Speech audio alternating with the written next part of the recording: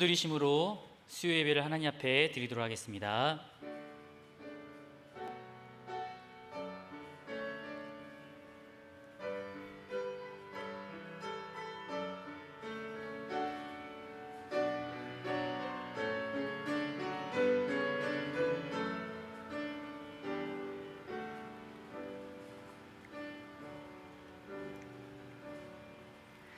나의 영혼이 잠잠히 하나님만 바라며 나의 구원이 그에게서 나오는도다.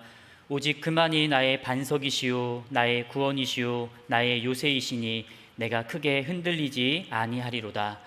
참으로 가장 좋은 것을 우리에게 더하여 주시기를 원하시는 거룩하신 아버지 하나님, 영상으로 하나님께 예배드리는 이 예배 가운데도 우리와 함께하여 주심을 믿습니다.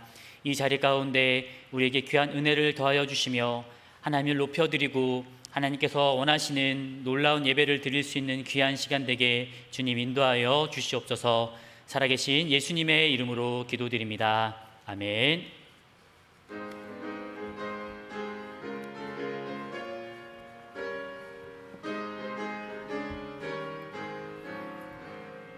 죄에 빠진 나를 주 예수 건지사 그 넓은 품에 다시 품으신 은혜는 저 바다보다 깊고 저 하늘보다 높다. 그 사랑 영원토록 나 찬송하리라.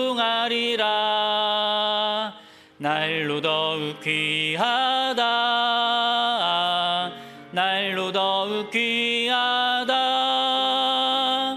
한이 없이 넓은 우리 주의 사랑 날로 더욱 귀하다. 옛날에 유대 땅에 주 예수 다닐 때 그 은혜 받으려고 큰 무리 모였네. 눈먼 자 병든 자를 다 고쳐주셨으니 그와 같은 죄인까지 그 은혜 받도다. 날로 더욱 귀하다. 날로 더욱 귀하다. 한이 없이 넓은 우리 주의 사랑 날로 더욱 귀하다. 주 크신 사랑으로 만 백성 위하여 그 십자가의 고난 다 받으셨으니 그 속죄 받은 성도 큰 소리 함께 높여 온 천지 울리도록 주 찬송하리라. 날로 더욱 귀하다. 날로 더욱 귀하다. 한이 없이 넓은 우리 주의 사랑 날로 더욱 귀하다. 아멘. 우리 하나님 말씀 함께 보도록 하겠습니다. 오늘 말씀은 출애굽기 16장 21절에서 24절까지의 말씀을 우리 함께 보도록 하겠습니다.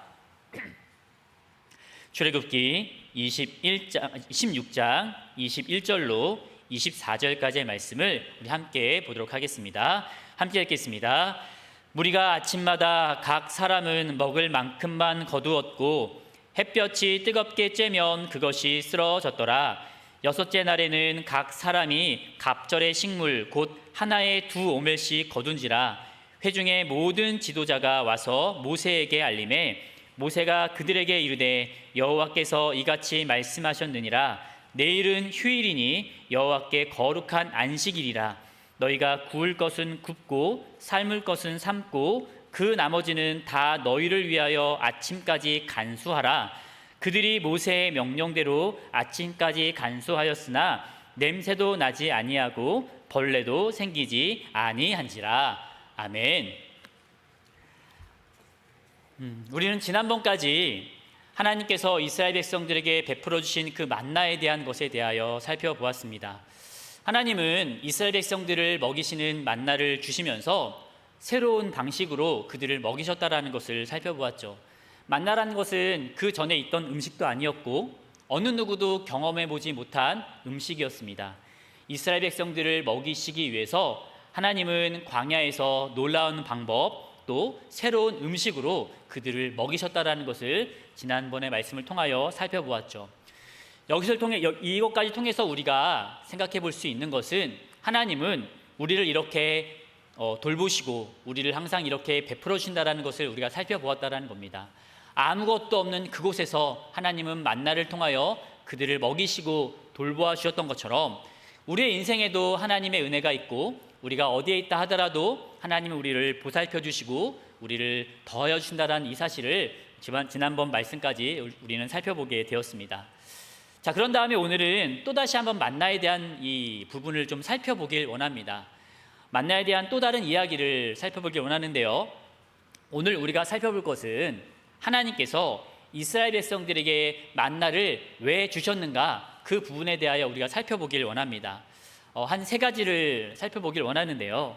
하나님께서 굳이 만나라는 것을 왜 그들에게 허락하셨는지를 세 가지를 통하여 한번 살펴보겠습니다. 자, 첫 번째, 하나님께서 이스라엘 백성들에게 만나를 주신 그 이유는 그냥 말 그대로 우리가 익히 알고 있는 그것 바로 무엇인가 하면 그들을 먹이시기 위해서 하나님은 만나를 그들에게 베풀어 주셨다는 사실입니다. 여기서 생각해 볼 수 있는 것은 그들이 일상적으로 먹을 수 있는 음식이 아니었습니다. 우리가 생각하기를 농사를 짓고 그 곡식을 거두고 하는 그 일을 하나님께서 그들에게 요구하신 것이 아니었죠. 그렇게 그들에게 땅을 주시고 농사를 지을 수 있도록 또 그것을 거둬들일 수 있도록 좋은 날개와 일시를 주신 것이 아니라 하나님은 그들에게 그런 것이 아니었죠. 만나였습니다. 만나를 그렇게 주셨는데 만약에 농사를 지어야 하고 그 수고하는 거두는 그런 수고가 필요했다 한다면 그들은 더 많은 어려움이 그들에게 이루어졌을 거라는 생각이 들어집니다. 아마도 이스라엘 백성들에게 가장 필요한 것이 바로 만나, 지금 당장 먹을 수 있는 곡식, 그것이 그 음식이 바로 만나였기 때문에 하나님은 그들에게 그 만나를 더하셨다라는 거죠. 자, 여기서 저는 한번 좀 재미난 생각을 한번 해보게 되었어요. 하나님께서 이스라엘 백성들에게 아침마다 만나를 먹이셨다라고 우리는 익히 알고 있습니다. 자, 그렇다면 그걸 제가 한번 계산을 한번 해봤어요. 이스라엘 백성들이 먹는 그 음식의 값을 한번 계산을 해보았는데 우리는 보통 아침에 요즘은 아침을 드시지 않는 분들도 계시고 간단히 드시는 분들도 계시고 또 아침을 든든히 먹어야 하는 분들도 분명 계실 거예요. 그런데 지금은 우리가 삼시세끼를 다 먹는다 생각하지만 과거에는 그렇지 않았을 것 같다는 생각도 듭니다. 아무튼 그런 것들을 다 배제하고 우리가 오늘날 아침을 먹는 사람들 든든하게 먹는 것도 아니고요. 간단히 그 식사하는 사람들을 기준으로 해서 한번 계산을 해봤어요. 아침 한 끼의 가격을 그냥 1,000원으로 한번 계산을 해봤습니다.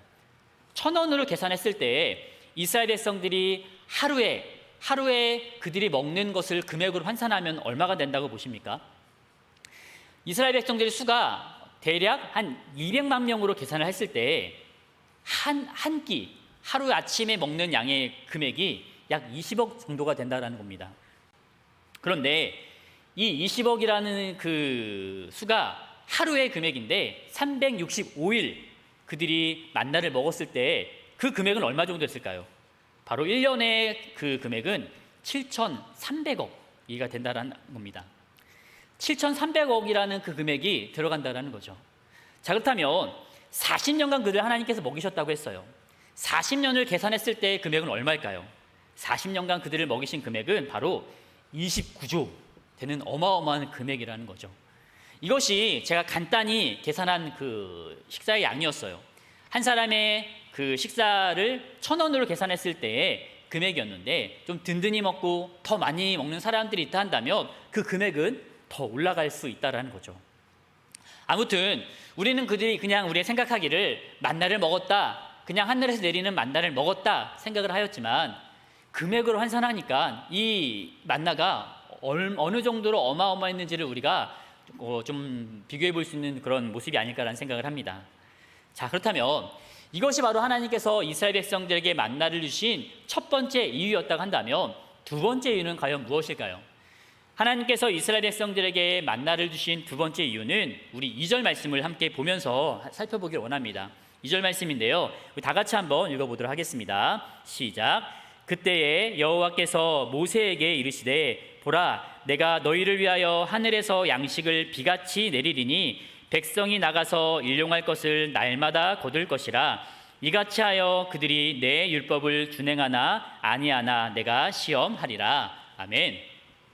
하나님께서는 이스라엘 백성들에게 만나를 주신 이후에 2절 말씀 마지막 절에 보니까 무엇이라 말씀하셨는가 하면 내가 시험하리라 라고 말씀하는 것을 보실 수가 있습니다. 즉 만나를 주시고서 하나님께서 그들에게 만나를 주신 이유에 대하여 무엇이라 말하는가 하면 시험하기 위해서라고 하나님은 말씀하고 있다는 거죠. 자, 그런데 우리는 이 부분을 놓고 한번 좀 생각해 보았으면 합니다. 무슨 말인가 하면 우리가 익히 잘 알고 있는 말씀 중에 야고보서에 보면 이런 말씀이 있어요. 야고보서 1장 13절 말씀에 보면요, 이런 말씀이 있는데요, 빨간색으로 되어 있는 부분을 보니까 친히 아무도 시험하지 아니하시느니라. 즉 하나님은요, 누군가를 막 시험하시고 누구에게 막 시험을 베푸시는 분이 결코 아니라고 야고보서 기자는 이야기하고 있다는 거죠. 자, 그런데 분명 출애굽기에서는 내가 너희를 시험하겠다라는 말씀을 주셨고 야고보서에서는요, 하나님은 누구도 시험하지 않으신다라는 말씀을 하셨어요. 자, 그렇다면 무엇이 맞는 것일까요? 어느 것은 맞고 어느 것은 틀린 것을 이야기하는 것일까요? 우리가 이 두 본문을 이해하기 위해서는요, 시험이라는 것에, 즉 각 본문들에 쓰여진 이 시험이라는 것의 의미를 좀 알아야 할 필요가 있다는 것을 아셔야 합니다. 먼저 야고보서에서 등장했던 시험의 의미를 좀 알아야 할 것 같다는 생각이 듭니다. 야고보서에서 나온 시험의 의미는 무엇인가 하면 일종의 테스트의 의미예요. 어떤 것을 행하기에 앞서서 그것을 통과해야 하는 의미가 있습니다. 괴로움을 주고 그것을 견뎌야 하는 그런 시험을 의미한다는 거죠. 그런데 우리가 아까 읽었던 2절 말씀에 나왔던 그 시험의 의미는 조금 다릅니다. 하나님께서 만약 이스라엘 백성들에게 이런 시험, 우리가 알고 있는 테스트의 의미로 이스라엘 백성들을 시험하셨다 한다면 이스라엘 백성들은 아마 남아날 사람이 아무도 없었을 겁니다. 그들은요, 노예에서 해방된 사람들이었어요. 정말로요, 가진 것도 없고요, 정말로 패배감에 쪄져 들어있던 사람들이었고요, 또 그들은요, 영적으로도 어린아이와 같은 사람들이었습니다. 그런 그들에게 시험이라는 것을 하나님께서 행하셨다 한다면, 우리가 야고보서에 나와 있는 이 시험의 의미로 그들을 시험하셨다 한다면 아마 이스라엘 백성들은요, 정말로요, 단 한순간도 살아가지 못했을 거라는 생각이 들어집니다. 그렇다면 우리가 읽었던 2절 말씀에서 나오는 이 시험의 의미는 과연 무엇일까요? 본문에서 나왔던 시험의 의미는 무엇인가 하면 경험을 통한 훈련을 의미한다는 것을 아셔야 합니다. 이렇게 말씀드리면 이것이 무슨 말씀인지 잘 모르겠지만 조금 더 자세히 한번 설명을 드리도록 하겠습니다. 하나님께서 이스라엘 백성들에게 만나를 주시면서 그들에게 하셨던 말씀이 있어요. 이것은 이스라엘 백성들을 훈련시키기 위한 방법이기도 하였는데 5절 말씀에 보면 잘 아시는 말씀이 나옵니다. 제가 한번 읽어드리겠습니다. 여섯째 날에는 그들이 그 거둔 것을 준비할지니 날마다 거두던 것에 갑절이 되리라. 아멘. 분명 하나님께서는요, 이스라엘 백성들에게 그 만나를 주시고 나서 어떻게 말씀하셨는가 하면 5일 동안은 너희가 아침마다 가서 한 오멜씩 거둬라 라는 말씀을 하세요. 이스라엘 백성들은 5일 동안은 한 오멜씩을 걷는 겁니다. 그런데 6일째 되는 날은 어떻게 하라 말씀하셨는가 하면 다음 날 것까지 거둬야 한다는 것을 말씀을 하셨죠. 이거는 잘 아시는 내용일 겁니다. 자, 그런데요, 분명히 하나님은 7일째는 나가서 거두지 말라라는 말씀을 분명 주셨어요. 자, 그런데 어떤 일이 벌어집니까? 27절 말씀에 보니까 이렇게 나와 있어요. 일곱째 날에 백성 중 어떤 사람들이 거두러 나갔다가 얻지 못하니라. 분명히 하나님의 말씀이 있었습니다. 일곱째 날에는 나가면 안 된다라는 말씀이 있었지만 그것에 순종하지 않는 사람들이 분명 있었다라고 성경은 이야기하고 있다는 것이죠. 이뿐만이 아닙니다. 20절 말씀에 보면 이런 말씀도 있습니다. 제가 한번 이것도 읽어드리겠습니다. 그들이 모세에게 순종하지 아니하고 더러는 아침까지 두었더니 벌레가 생기고 냄새가 난지라. 자, 이게 무슨 말입니까? 분명히 하루에 한 오멜 먹을 만큼만 거두라고 하였어요. 넉넉히는 한 오멜을 거두라고 하셨는데 그것을 거두고요, 그 음식을 다음날 아침까지 남겨두지 말라고 하나님 말씀하셨다는 사실이죠. 그런데요, 이스라엘 백성들 중에 이 말씀을 순종하지 않은 사람이 있었다라고 성경 20절에는 그렇게 말씀하고 있다는 거죠. 그래서 그 음식이 썩고요, 냄새가 나는 일이 벌어졌다는 겁니다. 분명히 순종하지 않는 사람이 존재했다라고 성경은 말하고 있죠. 아마도 이들 생각에는 어떤 마음이 있을까요? 그냥 오늘 하루 좀 잘 두고 깨끗이 두면은 다음 날까지 멀쩡할 거야 라고 생각하는 사람들 존재했을 겁니다. 아니면은 7일째 되는 날 혹시 남아있는 게 있지 않을까라는 마음으로 나간 사람들도 분명 존재했을 거라는 생각이 들어집니다. 그러나 그런 일은 일어나지 아니하였죠. 불순종한 결과, 그것은 어떤 결과가 있었을까요? 불순종의 결과에 대해서 성경은요, 이렇게 말하고 있죠. 벌레가 생기고 냄새가 나고 때로는 얻지 못하는 일이 있었다라고 분명 성경은 우리에게 이야기하고 있다는 사실입니다. 자, 그렇다면 이것을 통해서 하나님께서 우리에게 말씀하시는 바가 뭘까요? 하나님이 이 만나를 주심을 통하여서 무언가를 이스라엘 백성들에게 가르치시고자 하는 부분이 여기에 보인다라는 겁니다. 그것이 무엇입니까? 바로 너희들은 나 여호와의 말을 들어야 한다라는 것을, 여호와의 말씀에 순종해야 한다라는 것을 하나님의 이러한 훈련의 방법을 통하여 그들에게 일깨워 주시는 과정이었다라는 것을 아셔야 합니다. 어김없이 다음 날이면요, 만나가 썩었어요. 냄새가 났습니다. 어김없이 7일째가 되는 날이면 어김없이 만나는 내리지 않았다라는 거죠. 이것이 하나님의 말씀이었고요, 이 말씀에 순종하는 사람들은 그것을 경험하며 살아갔죠. 하지만 순종하지 않는 사람들은요, 냄새나고 썩어야 하는 것을 경험해야 하고 7째 날에 굶주려야 하는 그런 일들을 경험해야 했다라는 사실입니다. 사람들은요, 어떤 환경에 대해서 우리가 어떤 규칙을 정하고 그것을 지키는 것에 대해서 조금 유해지기도 합니다. 아무리 엄격한 것을 갖다 댄다 하더라도요, 사람은요, 그때그때에 맞춰서 바뀌기도 하는 것이 사람의 모습이라는 거죠. 자녀들에게 이야기를 하죠. 자녀들에게 어떤 엄격한 기준을 가지고 아이들을 잘 하기도 해요. 예를 들어 9시까지 어떤 일을 꼭 마쳐야 된다라는 엄격한 기준이 있던 집안이었다고 봅시다. 물론 그것을 잘 지키다가도 그날 상황, 아이가 어떠한 너무나 좋은 일을 행하고 정말 어떻게 상받을 만한 일을 행했을 때는요, 부모님들 마음도 유해져서 시간을 조금 더 연장시켜주는 것이 우리 사람들의 모습 아닙니까? 하지만 하나님은 그렇지 않으셨습니다. 한번 약속하신 것을 반드시 이루셨고, 이것을 통해서 이스라엘 백성들은 하나님의 말씀은 반드시 지켜야 하는구나 라는 것을 깨닫게 하시는 과정으로 이 만나라는 것을 그들에게 보여줬다라는 거죠. 반복적인 이 학습은요, 반드시 도움이 되게 되어 있다는 것을 아셔야 합니다. 이러한 훈련을 이스라엘 백성들은 얼마 동안 합니까? 40년 동안 반복했다라는 것을 우리는 잘 알고 있다는 것입니다. 이것이 바로 하나님이 이스라엘 백성들에게 만나를 주신 이유였죠. 두 번째 이유. 왜냐하면 앞으로 이스라엘 백성들은요, 가나안 땅이라는 곳에 들어가게 되어 있었어요.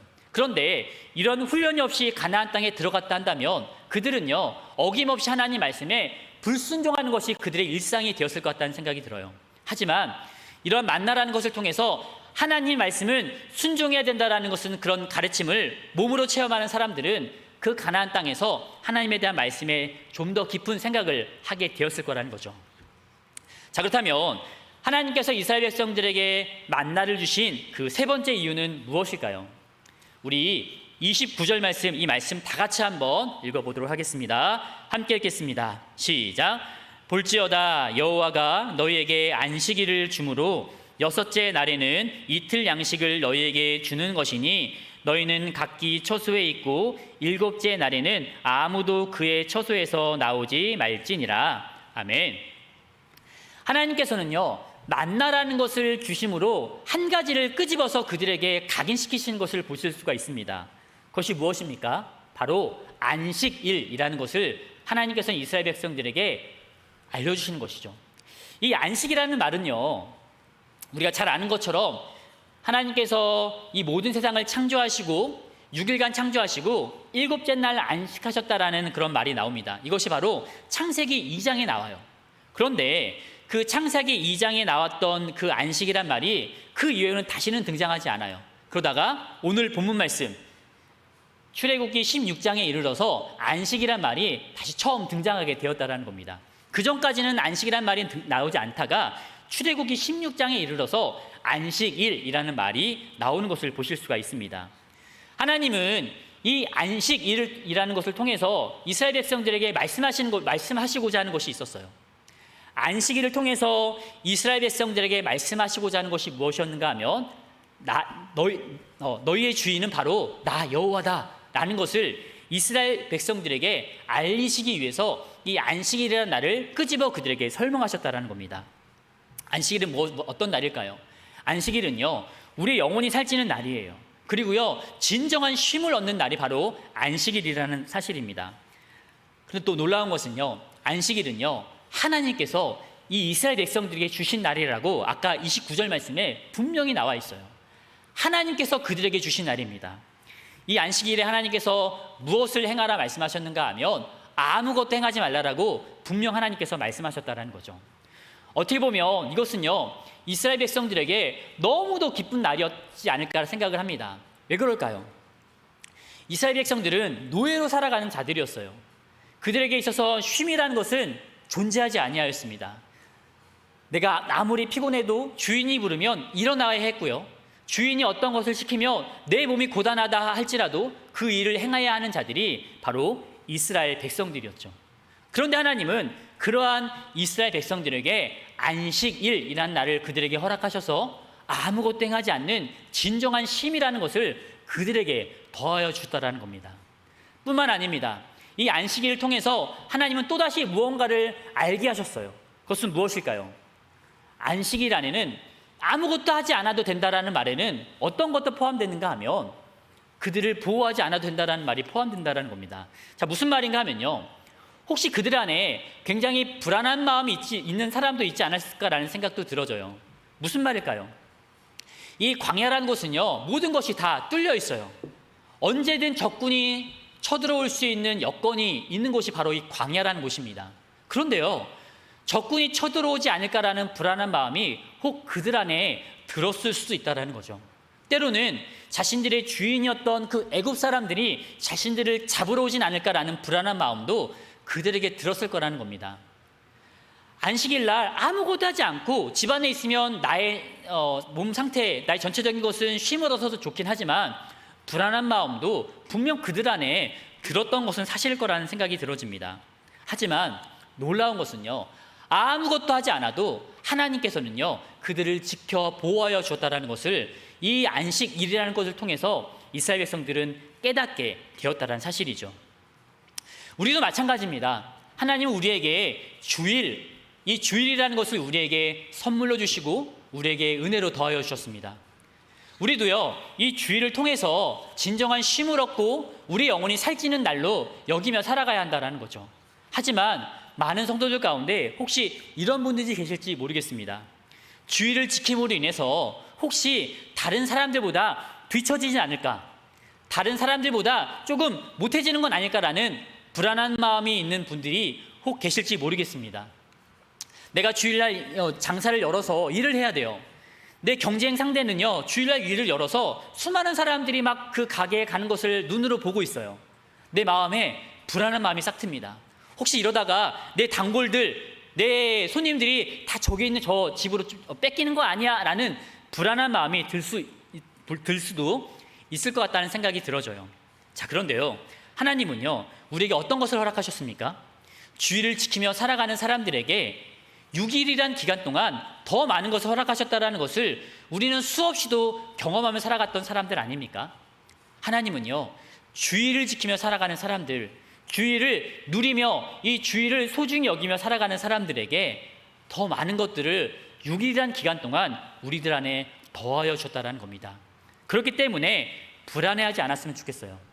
이스라엘 백성들이 그들의 처소에서 안식일 날 나오지도 아니하고 그곳에 머물면서 혹시 누가 우리를 해하는 건 아닐까 라는 불안한 마음이 있는 사람들에게 하나님은 그들에게 내가 너희를 지켜줄게, 내가 너희를 보호하여 줄게 라는 약속을 그렇게 허락하셨던 것처럼 우리들에게도 동일하게 약속하시는 것이 무엇인가 하면 우리가 주의를 지키며 살아가면 하나님은 우리를 보호하시고 우리를 지켜주시겠다라는 그 약속이 우리에게 동일하게 해당된다는 것을 명심하며 살아가셨으면 좋겠습니다. 자, 그렇다면 우리들이 드리는 주일은 과연 어떠합니까? 성도님들이 주일날 하나님께 나와 예배드리는 그 시간을 과연 어떻게 보내고 계시지요? 주일은 분명 우리에게 즐거움과 정말 우리 영혼이 힘을 얻는 놀라운 날이라는 것을 우리는 다 알고 있습니다. 하지만 혹 성도님들 가운데 주일날 나와 예배드리는 것에 대하여 굉장히 고단하다고 생각하고 괴롭게 여기시는 분들이 혹 계실지 모르겠다는 생각이 듭니다.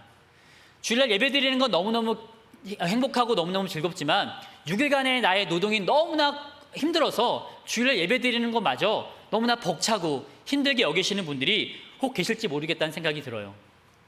지금은 좀 안타깝게도 코로나19로 인하여서 영상으로 예배를 드리기도 합니다. 나와야 하지만 정말로요, 어떤 여건 때문에 나오지 못해 이 예배를 드리는, 영상으로 예배를 드리는 많은 분들도 계실 거라는 생각이 들어집니다. 자, 그런데요, 우리가 정말 진지하게 우리의 처음의 마음을 한번 되짚어보며 생각해 보았으면 좋겠습니다. 처음으로 영상 예배를 드릴 때 우리의 마음가짐은 어떠하였나요? 정말로 이것을 드리는 것이 너무나 가슴 아프고 정말 너무나 이렇게밖에 드릴 수 없는 이 상황을 너무나 안타까워했던 모습들이 과연 우리들의 모습이었죠. 그리고 우리 이 예배에 처음 드렸을 때의 마음가짐은 어떠하였습니까? 모든 자세를 정돈하고 옷차림을 가리게 하면서 정해진 시간에 바른 모습으로 예배를 드렸던 우리들의 모습이었죠. 하지만 이 영상 예배가 점차 진행되면서 과연 우리들의 마음가짐의 모습은 어떠한지를 한번 생각해 보셨으면 좋겠습니다. 어떻게 보면 너무 안타깝지만 라디오 듣는 것처럼 영상 예배 소리는 들으면서 다른 행동을 하고 있지는 않으십니까? 가장 중요한 것은요, 처음의 모습을 다시 회복하는 겁니다. 가장 중요한 것은요, 우리의 마음마저 멀어지지 않아야 한다는 겁니다. 상황은 어쩔 수 없이 영상으로 예배를 드리긴 하지만 그래도 우리의 마음마저 하나님과 멀어지지 않도록 마음을 다하여서 이 드린 영상 예배에도 기쁨으로 참여하시는 모든 분들 되었으면 좋겠습니다. 자, 오늘 말씀을 살펴본 것처럼 만나라는 것은요, 이스라엘 백성들에게 주어진 축복이었습니다. 그리고요, 이스라엘 백성들에게 주어진 은혜였다라는 사실입니다. 자, 그런데요, 여기서 우리가 한 가지를 더 한번 생각해 보았으면 좋겠습니다. 무슨 말씀인가 하면, 분명히 만나라는 것은 이스라엘 백성 모두에게 베푸신 하나님의 은혜였죠. 그런데요, 과연 모든 사람들이 이 만나라는 것을 과연 은혜로 생각했을까요? 모든 사람들에게 이 만나라는 것이 은혜로 다가왔을까요? 우리가 이 부분을 한번 깊이 한번 생각해 보았으면 좋겠습니다. 물론 만나를 처음 접한 사람들은 이 만나에 대하여 벅찬 감격과 놀라운 은혜로 생각했을 거라는 생각이 들어져요. 이전에 없던 새로운 양식을 하나님께서 그들에게 더하여 주셨고 너무나 놀라운 광경을 본 이스라엘 백성들은요, 감격을 맞지 않았다는 생각이 들어집니다. 너무나 감격하였을 거고요, 너무나 감동이었을 것 같다는 생각이 들어져요. 하지만 광야에서 태어난 자들의 마음은 어떠하였을까요? 출애굽 1세대들, 즉 1세대들에게 만나는요, 놀라움이었고요, 은혜였고요, 감동이었습니다.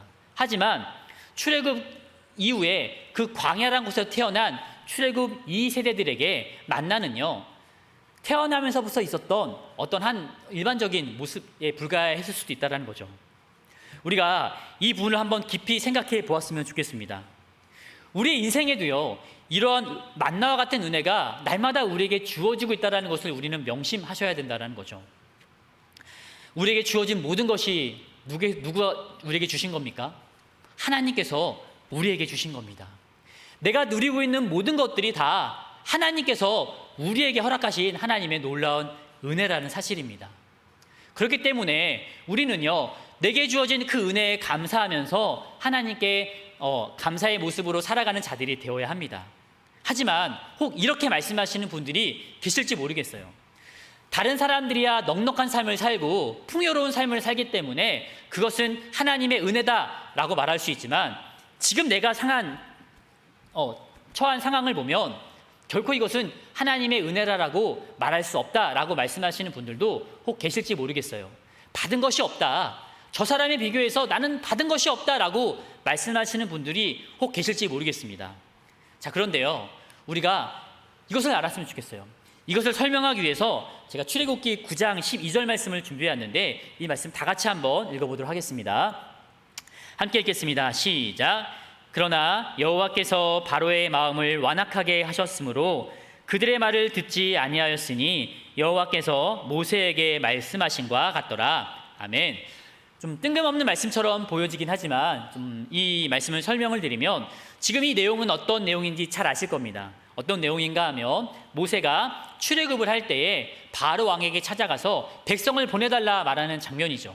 그때 이 바로 왕이 내가 백성을 보내겠다 약속을 하고 나서 돌아서서 어떻게 합니까? 성경에 보니까 그의 마음이 완악하여져서 어떻게 했다고요? 완악하여져서 백성을 보내지 아니하였다라는 것이 오늘 우리가 지금 읽은 말씀의 내용이라는 거죠. 10가지 재앙에 대한 경고의 메시지를 전하는 그 내용이라는 겁니다. 자, 그런데요, 지금 읽은 말씀을 보면요, 바로의 마음이 완악하게 되었다라고 말하고 있는데 누가 그 바로의 마음을 완악하게 했다라고 성경은 말하고 있는가 하면 하나님이라고 말씀하고 있어요. 마치 하나님께서요, 바로의 마음에 막 개입하여 주셔서 바로의 마음에 막 완악하게 하시는 거예요.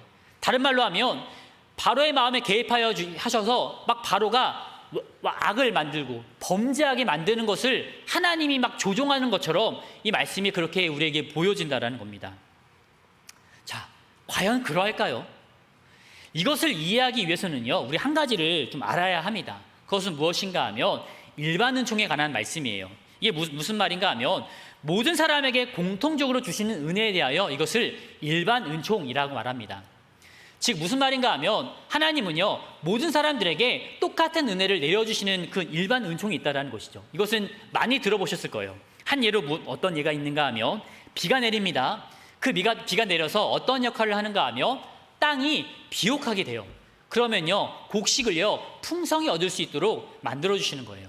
그런데 하나님은요, 어디에만 내리시고 어디에 내리지 아니하시고 하시는 것이 아니라 모든 땅에 하나님은 이 비를 내리시면서 모든 사람들에게 공통적으로 은혜를 얻게 하신다는 게 바로 일반 은총의 내용입니다.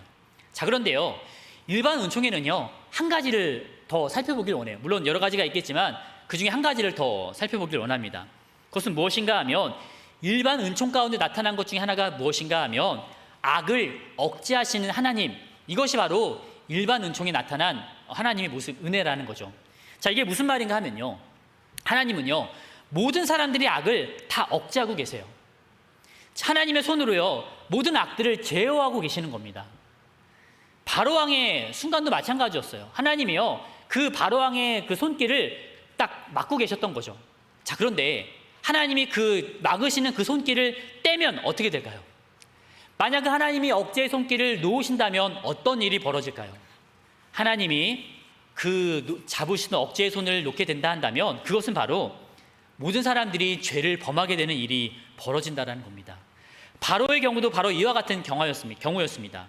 바로의 마음을 완악하게 하셨다라는 말이 하나님이 개입하셔서 그의 악을 막 조장하신 것이 아니라 하나님이 잡고 계시던 그 악의 제어의 손길을 하나님이 놓으신 것이라는 것을 우리는 알아야 한다는 거죠.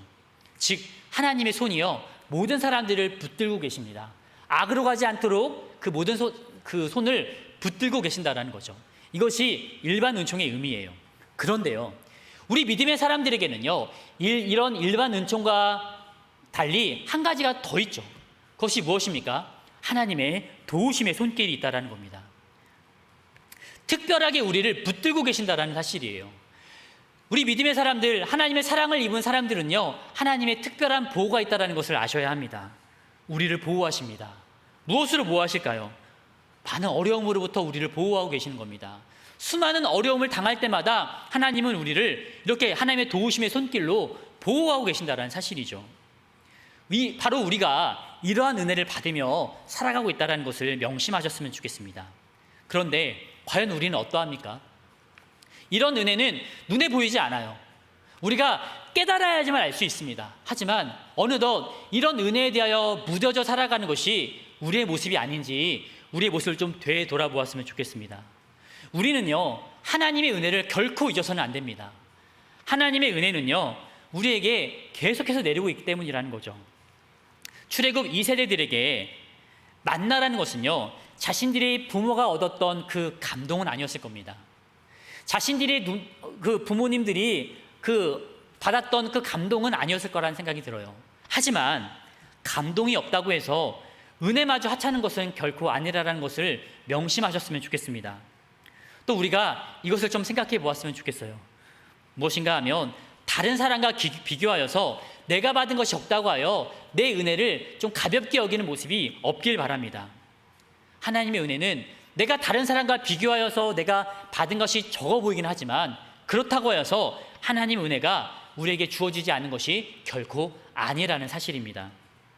지금도 하나님의 은혜는 우리 가운데 내리고 있습니다. 하나님의 은혜가 있기에 우리는 하루하루를 살아갈 수 있는 것이고요. 하나님의 은혜가 있기에 우리는요, 지금도 어김없이 날마다 우리가 많은 것을 누리며 살아갈 수 있다는 것을 좀 명심하셨으면 좋겠습니다. 단 한순간도 하나님의 은혜가 없던 적은 없습니다. 우리가 정말 생각해야 할 것은 무엇인가 하면 다른 그 어느 무엇보다 조금 더 민감하게 반응해야 할 것이 있다 한다면 그것은 바로 하나님에 대한 은혜입니다. 하나님의 은혜에 대하여서는요, 정말 민감하게 반응하십시오. 그것이 작은 것이라 할지라도 그것에 민감히 반응하여서 이 은혜를 주신 하나님께 깊은 감사를 올려드리는 모든 믿음의 성도님들 되었으면 합니다. 하나님의 은혜는 단 한순간도 내리지 않았던 적이 없다는 것을 명심하시고 지금도 우리에게 주어지는 은혜를 민감히 반응하시면서 그 하나님께 놀라운 감사의 모습을 드리시길 바랍니다. 자, 말씀을 정리하도록 하겠습니다. 오늘 말씀은 만나를 하나님께서 주신 세 가지에 대해서 살펴보았죠. 하나님께서 만나를 주신 그 이유는 첫 번째는 그들을 먹이시기 위해서라고 했죠. 다른 것이 아니었습니다. 만나여야만 했습니다. 다른 것으로는요, 그들을 그렇게 빨리 정말로 원할 때마다 주는 것이 아니었어요. 만나여야만 했기에 가능했던 모습이었다는 거 좀 생각하셨으면 좋겠습니다.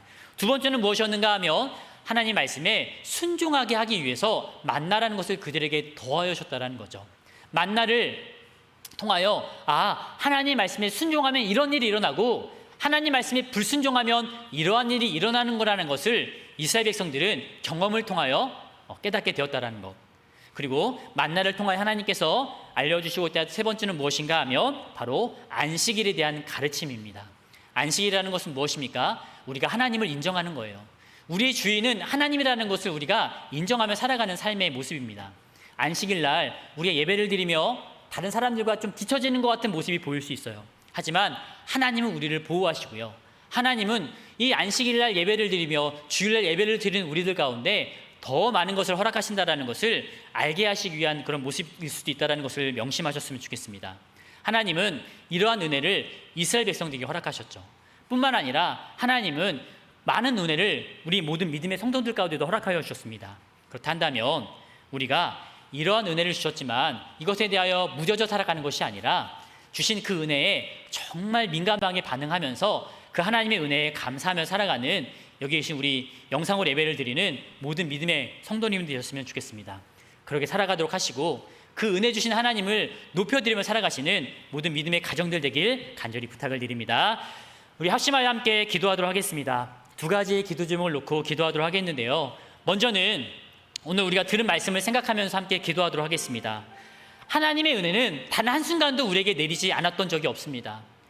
하나님께서 우리에게 주셨던 그 은혜를 정말 우리가 민감히 반응하며 살아가는 자들이 되길 위하여 함께 기도하시기 바랍니다. 하나님, 내가 다른 것이 아니라 하나님의 은혜에 민감히 반응하면서 그 주어진 은혜에 감사하며 살아가는 자 되게 하여 주십시오 라고 기도해 주십시오. 그리고 또 한 가지는 우리가 계속해서 기도하는 제목일 수 있는데 이 코로나 바이러스, 코로나19가 속히 물러갈 수 있도록 그리고 우리가 정상적인 생활에 다시 도달할 수 있도록 하나님 이 코로나 바이러스로부터 우리 나라와 우리 민족과 또 우리 가정과 우리 교회와 우리 개개인을 하나님께서 지켜달라고 우리 함께 기도하도록 하겠습니다. 기도하시겠습니다.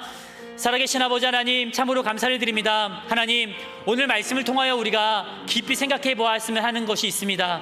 하나님, 우리에게 날마다 놀라운 은혜를 허락하여 주셨지만 우리가 그 은혜에 민감히 반응하지 못해서 그것을 하나님의 은혜인 것을 모르며 살아갈 때가 많이 있었습니다. 하지만 하나님, 우리가 정말 하나님의 은혜에 민감히 반응하며 그 주신 은혜에 감사하며 살아갈 수 있는 믿음의 백성들 되어질 수 있도록 아버지 인도하여 주시옵소서.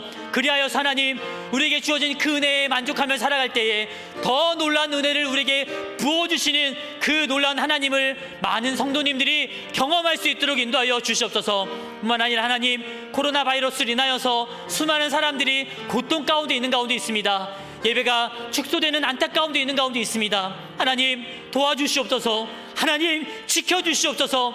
이 나라를 지켜주시며 이 민족을 지켜주시며 우리 교회를 지켜주시고 우리 가정을 지켜주시고 각 개개인을 지켜주시옵소서. 어찌 코로나 바이러스가 하나님과 우리 사이를 갈라놓을 수가 있겠습니까?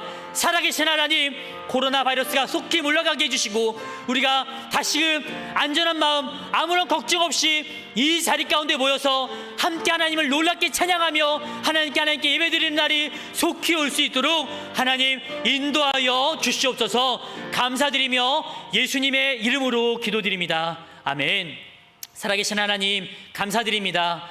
우리가 정말 그 하나님의 은혜에 날마다 감사하며 살아갈 수 있는 믿음의 백성들 되어줄 수 있도록 아버지 인도하여 주시옵소서. 계속해서 기도하는 제목이지만 코로나19로 인하여서 수많은 사람들이 어려운 가운데 놓여 있습니다. 하나님, 하루속히 이 바이러스가 사라지게 하여 주시고 이 바이러스로부터 전 세계를, 이 나라를, 이 민족을, 우리 교회를, 믿음의 성도들을, 우리 각 가정들을 하나님 지켜주셔서 이 코로나 바이러스로부터 어려움 당하지 않도록 지켜주시며 이 바이러스가 속히 물러나 우리가 아무런 걱정 없이 이 자리 가운데 모여서 다시 하나님께 기쁨의 예배, 즐거움의 예배를 드리는 날이 속히 올 수 있도록 주님 인도하여 주시옵소서.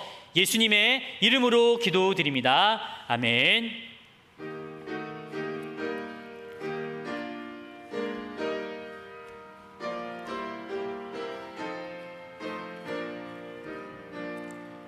내 맘이 낙심되며 근심에 눌릴 때 주께서 내게 오사 위로해 주시네. 가는 길 캄캄하고 괴로움 많으나 주께서 함께하며 내 짐을 지시네. 그네가 내게 족하네. 그네가 족하네. 이 괴로운 세상 지날 때 그네가 족하네. 희망이 사라지고 친구 날 버릴 때 주 내게 속삭이며 새 희망 주시네. 싸움이 맹렬하여 두려워 떨 때에 승리의 왕이 되신 주 음성 들리네. 그네가 내게 족하네. 그네가 족하네. 이 괴로운 세상 지날 때 그네가 족하네. 번민이 가득 차고 눈물이 흐를 때 주 나의 곁에 오사 위로해 주시네. 반란이 닥쳐와서 어려움 당할 때 주님의 능력 입어 원수를 아멘. 그네가 내게 족하네, 그네가 족하네. 이 괴로운 세상 지날 때 그네가 족하네. 축도하심으로 예배를 마치도록 하겠습니다. 이제는 우리 주 예수 그리스도의 은혜와 하나님 아버지의 크신 사랑하심과 성령님의 교통하심이 하나님의 은혜에 감사하며 살아가기로 다짐하는 모든 믿음의 백성들 머리 위에 이제로부터 영원토록 함께 있을지어다. 아멘.